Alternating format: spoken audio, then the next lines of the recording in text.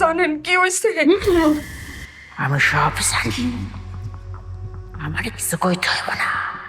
শিং মাছের মধ্যে তার জীবনটা আমি ভইরা দিছিলাম।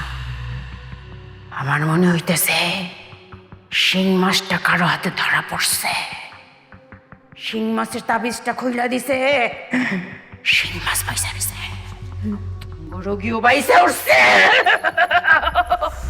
আম্মা, এই তোমরা কই যাইতেছো? আমার ছেলের বউ জীবিত হয়ে গেছে, এটা তো একটা খুশির খবর। এটা একটা খবর না, খবরটা তো দিতে হইব।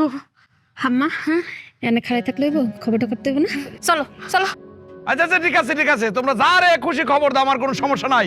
আমার বউ জীবিত হয়ে গেছে, তাতে আমি খুশি। বউ,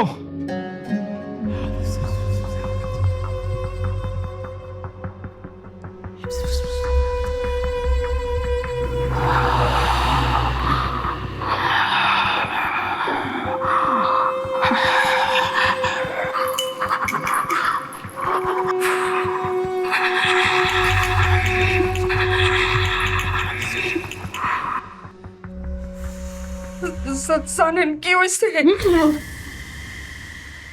আমি সব জানি।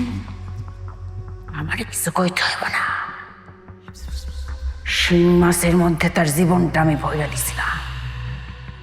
আমার মনে হইতেছে শিং মাছটা কারো হাতে ধরা পড়ছে।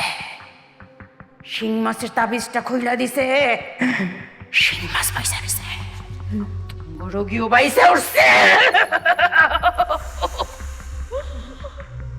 এইটাও কেমনে সম্ভব? সারে দেখলাম যে লাশে কোনো দম নাই। সকালবেলা ওই লাশ গোসলে নেওয়ার সময় লাশে কেমনে জান ফিরে এলো, এটাও কি সম্ভব? 99% দম চইলা গেছিল, 1% দম শুধু আটকে আছে। তাবিজটা খুইলা দেওয়ানে তার জীবনটা আবার চইলা আসছে, শিং মাছ পয়সা গেছে।